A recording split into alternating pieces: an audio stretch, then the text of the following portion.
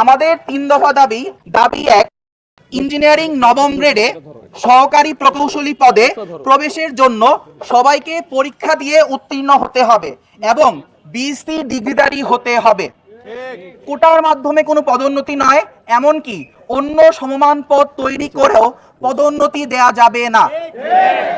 দাবি 2, টেকনিক্যাল 10ম গ্রেডের উপসহকারী প্রকৌশলী বা সমমান পদ সকলের জন্য উন্মুক্ত করতে হবে, অর্থাৎ ডিপ্লোমা ও বিএসসি উভয় ডিগ্রিধারীকেই পরীক্ষার সুযোগ দিতে হবে। দাবি 3, ইঞ্জিনিয়ারিংয়ে বিএসসি ডিগ্রি ছাড়া কেউ ইঞ্জিনিয়ার পদবি ব্যবহার করতে পারবে না, এমনকি এই মর্মে আইন পাশ করে বাস্তবায়ন করতে হবে। কোটা না